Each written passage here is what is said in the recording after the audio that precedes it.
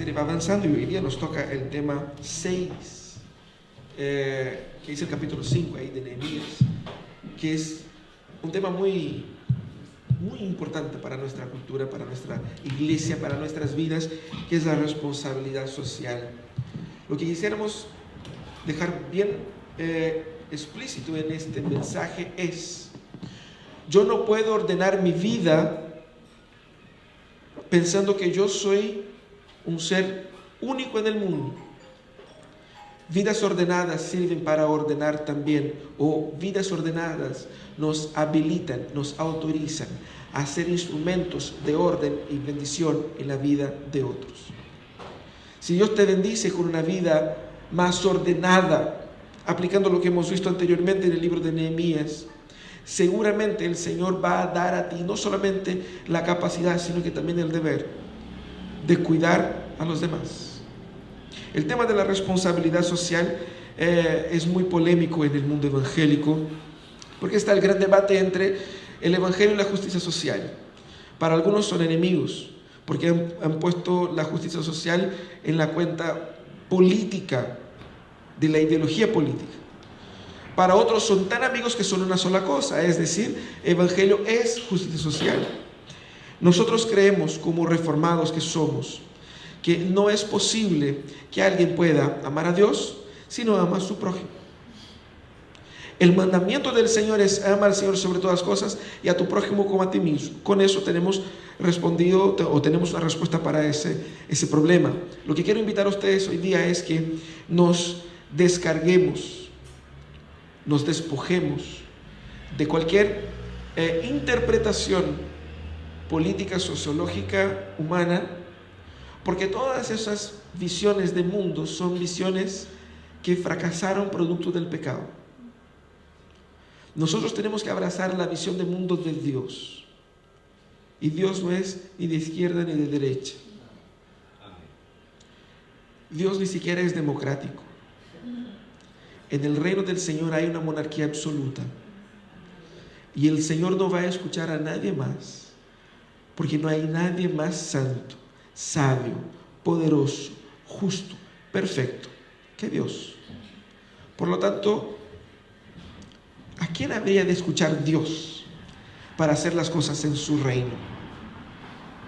Pero Dios en su reino nos ha puesto no solamente a recibir bendiciones, pero también a compartir de ellas.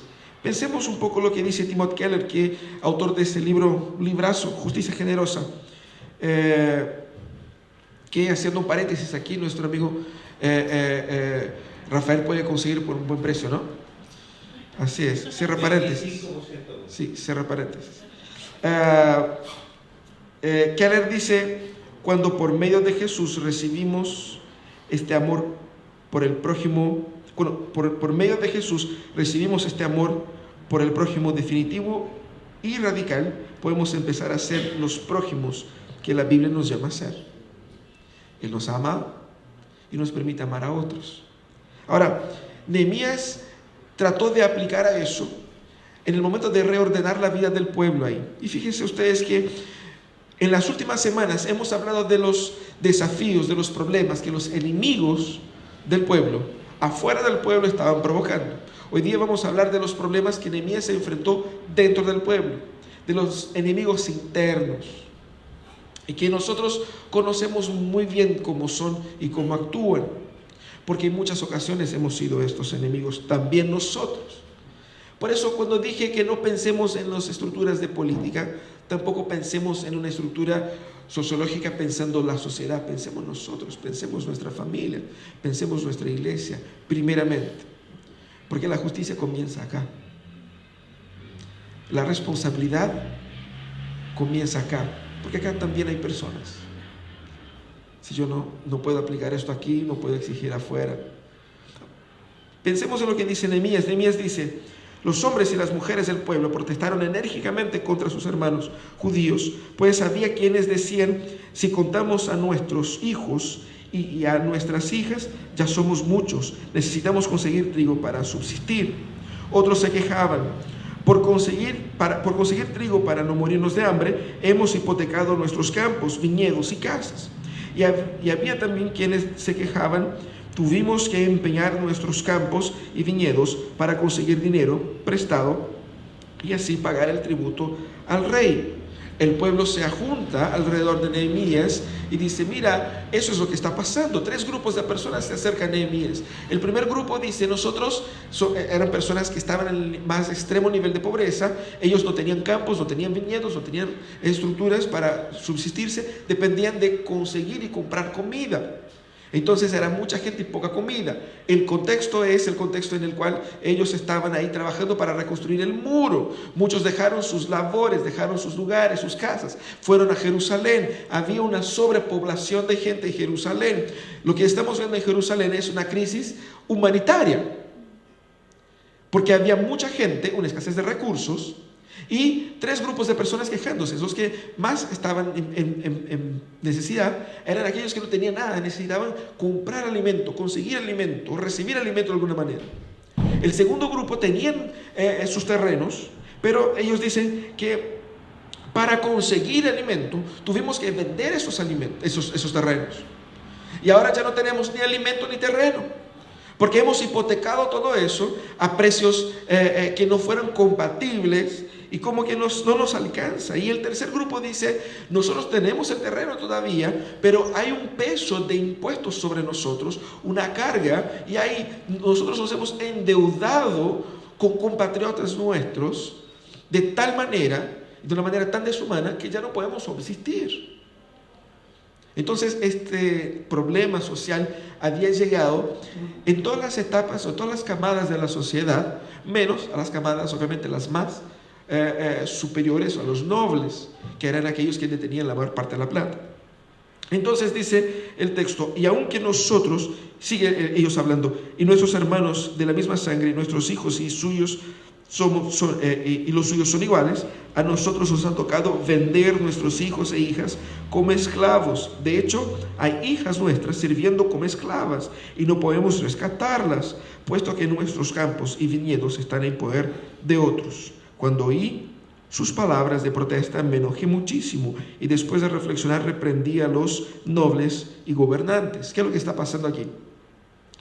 La esclavitud en aquel contexto era una medida de emergencia. Cuando alguien está en un apuro muy grande, pero muy grande, uno se vendía como esclavo temporalmente. Pero ¿cuál era el juego? El juego es que yo hago esto para poder tener como solventarme por un tiempo, luego junto el dinero necesario para rescatar a esta persona, ¿cierto? Es decir, la persona vendía sus servicios tiempo completo hasta pagar o al conseguir el recurso para rescatarla. Ellos hacían eso con sus hijas, vendían el servicio de las hijas para poder tener con qué subsistir en algún momento, pero con la idea de poder juntar dinero para traerlas de vuelta. El problema es que la crisis era tan grande que ellos no se les daba, el sistema no les daba las condiciones como para poder rescatar a sus hijas.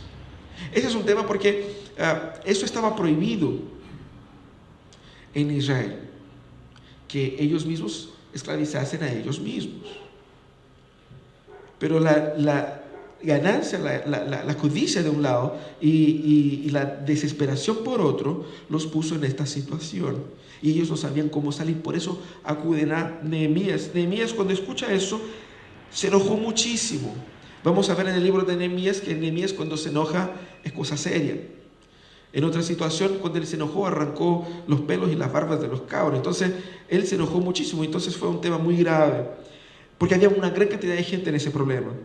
Y entonces reprende a los nobles y a los gobernantes y dice: es inconcebible que sus propios hermanos les exijan el pago de intereses. Convoqué además una gran asamblea contra ellos y allí les recriminé: hasta donde nos ha sido posible hemos rescatado a nuestros hermanos judíos que fueron vendidos a los paganos, y ahora son ustedes quienes venden a sus hermanos después de que nosotros los hemos rescatado. Todos se quedaron callados, pues no sabían qué responder. Nehemías tenía una política de muchos de los judíos que vivían en esa región por escasez, por pobreza y obviamente por el dominio de Sanballat y Tobías, habían sido vendidos como esclavos a estos pueblos vecinos. ¿Cuál era la política de Nehemías? Juntar dinero para comprar a esas personas de vuelta. comprar la libertad de esas personas. ¿Qué estaban haciendo los judíos? Ellos seguían fomentando el sistema para que la gente siguiera siendo vendida, porque sabía que Nehemías los iba a rescatar. Entonces, ellos abusaban del sistema en beneficio propio. Nehemías entonces los reta de tal manera y los expone ante todos, de tal manera que ellos no tenían otra respuesta sino el silencio. Así que, dice Nehemías, yo añadí, y lo que están haciendo ustedes es incorrecto. ¿No deberían mostrar la debida reverencia a nuestro Dios y evitar así el reproche de los paganos, nuestros enemigos? Mis hermanos y mis criados, y hasta yo mismo, les hemos prestado dinero y trigo, pero ahora quitémosles esa carga de encima. Yo les ruego que les devuelvan campos, viñedos, olivares y casas, y también el 1% de la plata, del trigo, del vino, del aceite que ustedes exigen. Está bien, respondieron ellos, haremos todo lo que nos has pedido, se lo devolveremos todo sin exigirles nada. Entonces llamé a los sacerdotes y ante estos les hice jurar que cumplirían su promesa. Luego me sacudí el manto y afirmé, así sacuda Dios y arroje de su casa y de sus propiedades a todo aquel que no cumpla esa promesa. Así lo sacuda Dios y lo deje sin nada. Toda la asamblea respondió, amén. Y alabaron al Señor y el pueblo cumplió lo prometido. Lamentablemente no tenemos un Nehemías aquí en Chile y tampoco tenemos una nación teocrática como esa, pero Nehemías exhorta a ellos a que no simplemente se excusen y digan, pucha, qué pena, perdón, no haremos más eso, sino que efectivamente produzcan una retractación que tenga sentido, es decir, devuelvan las tierras, devuelvan lo que ustedes tomaron prestado, devuelvan lo que ustedes han confiscado de ellos por las deudas de ellos. Arreglemos la situación de una manera plena, pero Nehemías fue más allá. Nehemías hizo eso delante del Señor, los hizo jurar con un juramento solemne, con un juicio para aquellos que no lo cumplieran. Es así como Nehemías trata de restablecer el reordenamiento social, la paz social, la responsabilidad social fue establecida en Jerusalén por Nehemías. Y fíjense, ahí vemos que las razones de la desgracia en Jerusalén no eran únicamente a causa de Sanballat y Tobías. Mucha gente dentro del pueblo pensaba como Sanballat y Tobías, actuaba como Sanballat y Tobías, actuaban con ellos para oprimir a su propio pueblo. Y Nehemías entonces va y trae un ordenamiento de adentro hacia afuera también. Nosotros cuando pensamos en poner orden en la vida, tenemos que entender que cuando el Señor nos quiere ordenar la vida, ordenará nuestra vida para que podamos ser instrumentos de orden para otros también. El Señor no quiere que el orden de nuestras vidas sea al costo del sacrificio y de la miseria de otro. Eso es la verdadera responsabilidad social a la cual el Señor nos llama. Principios para una espiritualidad responsable con el prójimo. El primer principio que vemos en ese texto es el principio de la conexión con la comunidad. Fíjense que, ¿por qué ellos acuden a Nehemías? Porque todos esos nobles, todos esos líderes, todas esas personas que tenían toda esa influencia y ese poder, ellos no estaban ni ahí con ellos. ¿Ustedes se acuerdan de ese videoclip de Michael Jackson? Cuando él fue a Olinda, ahí en Brasil, cantando, bajando, y una niña grita en portugués, Michael, ellos no se importan con nosotros, ellos no se preocupan de nosotros. No sé si se acuerdan, no sé cómo se llama esa música. ¿Cómo se llama esa música? No me acuerdo. Bueno, es muy interesante. Pero lo que decía eso, ellos ¿quién? Ellos, las autoridades, los importantes, las personas, no se importan con nosotros, los pobres, los miserables, ¿no? Pero lo que hay aquí en ese texto es un poco de esto. Esos nobles, ellos vivían con ellos. Ellos estaban construyendo el muro juntos. Vimos eso la semana pasada. Ellos estaban juntos ahí. No eran así como podemos decir aquí, no, que viven en comunas que no se comunican y no se ven, no se cruzan, por eso no se conocen, no conocen esa realidad. Jerusalén tampoco era algo gigante, inmensa, no, sí, ellos se conocían, ellos se cruzaban, ellos estaban ahí, ellos les prestaban la plata, ellos eran los que iban a cobrar, ellos conocían la realidad mejor que nadie, ellos conocían esa realidad antes que Nehemías. Lo que faltaba ahí era una real conexión con la comunidad. Ellos no tenían el corazón abierto para el otro. Y eso es evidenciado por el clamor de ellos a Nehemías. Ellos buscan un juez para interceder por ellos, porque ya no hay una comunicación posible entre las partes. Cuando uno está en una demanda, ¿qué es lo que hace? Llama a un juez para que decida algo entre nosotros. ¿Por qué? Porque no podemos ponernos de acuerdo. No hay conexión. Para que nosotros podamos aplicar eso en nuestras vidas es entender que muchos de los problemas sociales, y a veces no solamente problemas de justicia social financiera, pero todo lo que tenga que ver con el ser humano, en lo cual yo puedo ayudar pero no lo hago, todo eso nace de la ausencia de una real comunicación, del corazón abierto, de poder escuchar la real necesidad. La misericordia es ponerse en lugar del otro, ponerse en los zapatos del otro, poner desde la perspectiva del otro. El Señor confronta a estos nobles porque ellos no eran capaces de conectarse con su propia gente. No eran extranjeros. Tenemos que entender el contexto aquí, que cuando se refiere a extranjeros son personas fuera del pacto. Había una intención de que la familia del pacto pudiera lucirse como modelo a las naciones, una razón redentora, redentiva. Eso también se aplica a nosotros. Nosotros como creyentes debemos dar el ejemplo de conexión entre nosotros en primer lugar.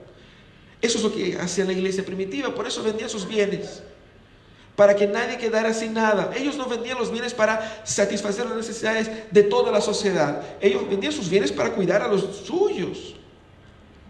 Y Pablo, cuando habla de la justicia social dentro de la iglesia, habla que primero a los de la familia de la fe, porque con eso yo doy testimonio, con eso yo experimento, con eso yo muestro al mundo, mira, aquí hay pan, aquí hay una familia que puede acoger, que puede entender, que se conecta realmente contigo. Proverbios 3 o 31, 8 y 9 dice, levanta la voz por los que no tienen voz, defiende los derechos de los desposeídos, levanta la voz y hazles justicia y defiende a los pobres y necesitados. ¿Cómo podré yo levantar la voz de aquellos que no tienen voz si yo no los escucho? Tenemos que tener esa real conexión con el otro. Ojo, con cualquier otro. Porque a veces nosotros pensamos que los problemas de justicia social tienen que ver solamente con las necesidades humanas, tienen que ver solamente con necesidades financieras. A veces podemos ver personas con supuestamente una trayectoria, una vida buena, con muchos recursos, pero que está pasando por un grave endeudamiento y que vive en una mansa casa, pero no tiene que comer. Y nosotros miramos y decimos, bueno, eso no necesita nada. No nos dejemos llevar por la apariencia. ¿Cómo se vence esa tentación de llevarse por la apariencia? Conectándose realmente con las personas y no solamente con los rótulos o con las formas tradicionales. Eso. Acercándose a ellos, escuchándoles a ellos, para evitar que lleguen situaciones graves como esa. La segunda cosa que vemos en el texto es que Nehemías conclama a los nobles, y lo primero que exhorta a Nehemías es: ¿ustedes no tienen temor a Dios? Él dice que era incorrecto, pero era incorrecto porque lo que ellos estaban haciendo era un pecado ante Dios. El no cuidar a mi prójimo, teniendo condiciones de hacerlo, o sacar provechos a mi prójimo como ellos estaban haciendo, o permitir que mi prójimo esté en una profunda necesidad y miseria mientras yo saco provecho de esta miseria, es pecado ante el Señor. Timothy Keller va a decir en su libro Justicia Generosa que La primera razón para que yo sea responsable socialmente es entender que el ser humano fue creado a la imagen de Dios. No es un animal, no es un ser vivo cualquiera, es un ser único, creado a la imagen de Dios, para la gloria de Dios. Es valioso de por sí, por haber sido creado a la imagen de Dios, todo ser humano. Por eso no podemos transformar al ser humano en un número. Pero también debo entender que hay una espiritualidad en la gestión de mis recursos, hay una espiritualidad en el cuidado de mi prójimo. La manera como yo amo va a evidenciar lo que yo pienso sobre Dios. Eso es lo que Santiago nos va a decir. Si yo no puedo amar al prójimo, ¿qué veo? ¿Cómo amaré? ¿Cómo puedo decir que amo a Dios que no veo? Es una evidencia de una obra profunda. Es una evidencia también de mis pasiones y de la verdadera idolatría de mi corazón. Y más, es una desobediencia objetiva a un mandamiento claro de la parte de Dios. A veces la gente se excusa en ciertos mandamientos que no son muy claros, que la Biblia no habla así con tantos detalles sobre eso, es un tema polémico. Hermanos, digamos las cosas como son. Eso no es polémico, eso es muy claro en la palabra. Si nosotros lo hacemos polémico es otra cosa, pero esto es claro. Jonathan Edwards va a decir que no hay, Jonathan Edwards, uno de los principales de los puritanos, quizás el último de los grandes puritanos, pero ya norteamericano, va a decir que no hay mandamiento que sea más urgente y más claro en todas las Sagradas Escrituras que la ayuda a los pobres. Entonces, tenemos que entender eso. El Señor es el juez, el Señor es el guardián de los tres grupos más débiles en la sociedad hebrea y en nuestra sociedad, que eran las viudas, los huérfanos y los extranjeros. El Señor es el guardián de ellos. Por temer al Señor yo debo cuidarles a ellos. Por eso que Jesús dijo, en aquel día yo diré, estaba desnudo y no me vestiste. Tenía hambre y no me alimentaste. Estuve en la cárcel y no me visitaste. Y ellos dijeron, pero Señor, ¿cuándo te vimos desnudo, con hambre y en la cárcel? Todas las veces que ustedes lo hicieron a cada uno de esos mis hijos, dejaron de hacérmelo a mí.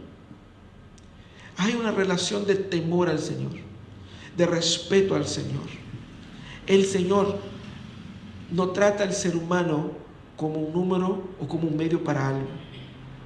No debemos hacerlo nosotros. No estamos hablando aquí de un evangelio social y que la iglesia es para... No, todo lo contrario. Estamos hablando de que el evangelio viene para redimir el ser humano en su totalidad. Pero si yo desprecio al ser humano en sus miserias, yo le estoy negando el evangelio de forma práctica. Para que el ser humano pueda asimilar el evangelio plenamente, él tiene que ser amado y respetado y acogido en todas sus áreas. Por temor al Señor, porque el Señor es el juez del necesitado. Y Él vendrá contra mí si yo le soy infiel. Yo le debo esto al Señor. No es por una ideología, no es por una posición política, no es porque yo sigo una corriente teológica, no, es el puro y simple temor al Señor. Por eso el Señor dice a través del profeta, criticando a los judíos allá en Isaías sobre la manera como ellos adoraban a Dios, hacían sus fiestas, hacían sus cultos, hacían sus sacrificios, y el Señor les recrimina diciendo que estos sacrificios eran inútiles, y Él los detestaba. ¿Por qué? Porque mientras hacían eso, ellos olvidaban el otro. Por eso el Señor dijo, el ayuno que he escogido no es más bien romper las cadenas de la injusticia y desatar las correas del yugo y poner en libertad a los oprimidos y romper toda atadura.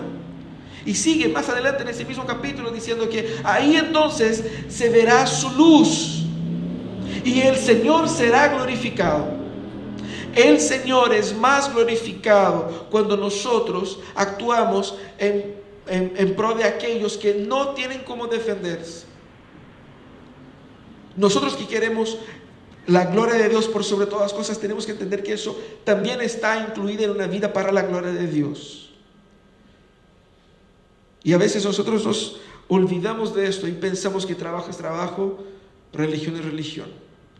La separación de estas dos cosas ha hecho con que yo pueda ser cruel en el trabajo, pero en la iglesia una persona gentil, un amor de hermano, hasta que yo esté en necesidad y que el problema sea plata. Ahí se cambia la cara y no, o sea, aquí hablamos de plata, hablamos de otra.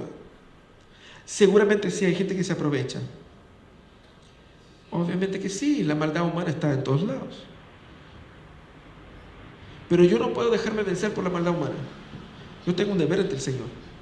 A veces, dar a la persona lo que necesita no significa dar a la persona lo que ella quiere.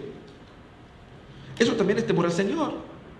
Porque dar a la persona lo que ella necesita puede implicar en otras actitudes que más que nada dar el dinero.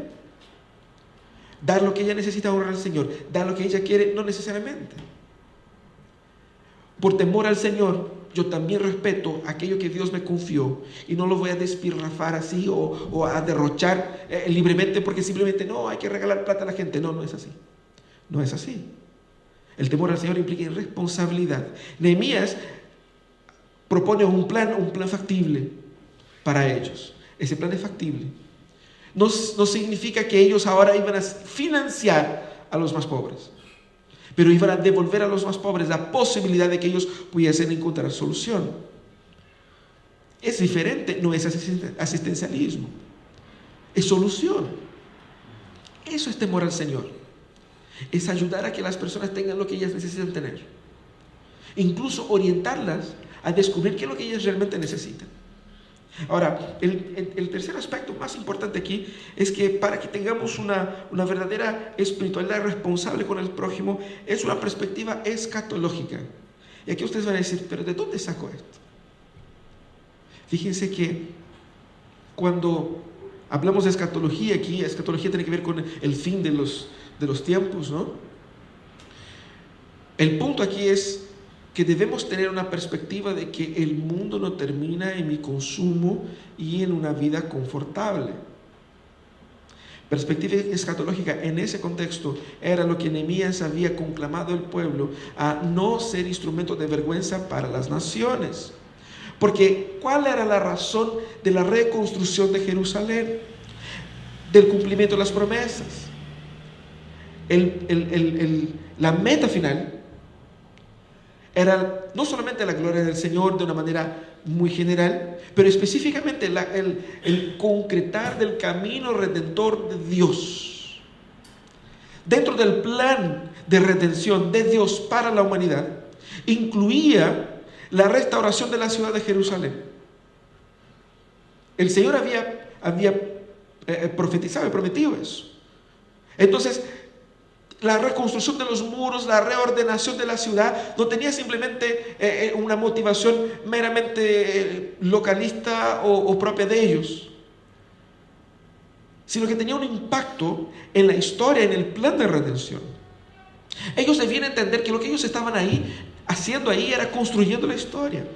Ellos estaban participando de algo grande en el macro relato de la creación, caída, pacto y redención. Ellos estaban siendo llevados a experimentar como parte del pueblo de Dios, el lugar del pueblo de Dios en el mundo, dando testimonio a las naciones, para bendecir a las naciones. Bendecir a las naciones a través de Cristo.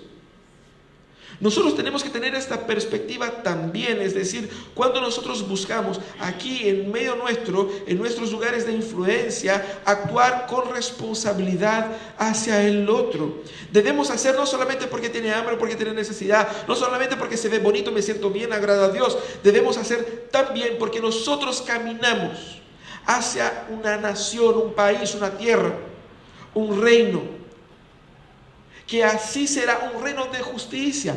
Vivo la justicia en mi vida porque mi reino es un reino de justicia. Vivo la justicia en mi vida porque yo no soy esclavo de Mamón, yo no soy esclavo del trabajo, yo no soy esclavo de las ganancias ilícitas, yo no soy esclavo de todas esas cosas. Mi mente, mi ojo, mi mirada está en el fin del partido. ¿Hacia dónde vamos? Mira hacia dónde vamos. Por eso, con mayor razón, debo estimular a que donde yo estoy, la gente experimente esos pequeños trazos de la justicia de Dios en mi propia vida. Hay una frase de un pastor amigo que él publicó. El Facebook también es cultura a veces. En el Facebook, un pastor en São Paulo, muy amigo nuestro, que dijo lo siguiente: Mamón tiene dos subalternos muy actuantes en nuestra cultura: comodidad y consumismo. Nosotros cristianos tenemos una expresión que los expulsa rápidamente, poniendo nuestras esperanzas en lo que es eterno y real. Maranata. Si usted puede ver las noticias, enojarse con lo que ve, el tema del lago Ranco, no, pucha, qué lata, qué injusticia, qué injusticias por todos lados, en Chile, fuera de Chile, en Valparaíso, en Viña, en todos lados. Si usted se enoja con eso, si usted se conmueve con la miseria de Venezuela, con los poderes absurdos de los dictadores, con la imparable sed de los grandes macroempresarios del mundo que destruyen naciones. Si usted se enoja con toda esa situación, la buena noticia que te traigo hoy es que el Señor vendrá para traer justicia a nuestros hogares, para traer justicia a nuestra sociedad, para traer justicia a ese mundo. Pero si mi ojo está en el regreso venidero de Jesucristo, significa que mi actitud debe estar de acuerdo a mis esperanzas. Mi actitud y mi comportamiento debe estar de acuerdo, o al menos en el mismo color, en el mismo tono, en la misma línea del reino que yo aspiro. Si quiero un reino de justicia, tengo que ser yo justicia de Dios en el mundo. Si quiero un reino de amor, tengo que ser yo el amor de Dios en el mundo.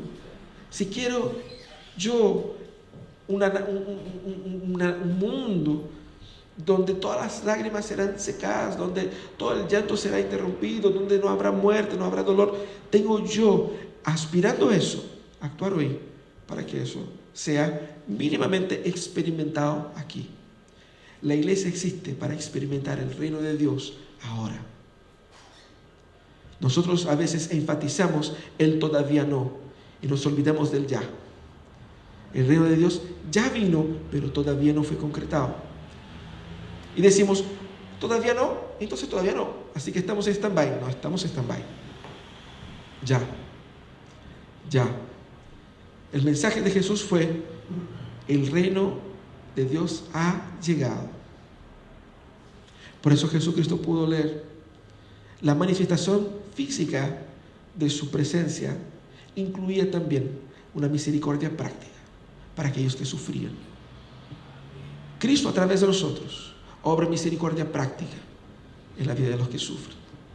Nosotros debemos entender que eso es parte de poner la vida en orden. Vida en orden no implica encerrarse en su casa con las cuentas pagadas todo el día, que te sobre plata, todos se aman, todos están bien. No hay vida en orden si la vida de mi hermano está en un profundo desorden y yo puedo hacerlo y no lo hago. Algo para ayudar. Vamos a orar al Señor, pedir al Señor misericordia, perdón, porque es importante una conducta de arrepentimiento también, pero de osadía, para salir de la comodidad y tomar una actitud mínima que sea, una actitud mínima pero necesaria. Vamos a orar al Señor, ¿sí?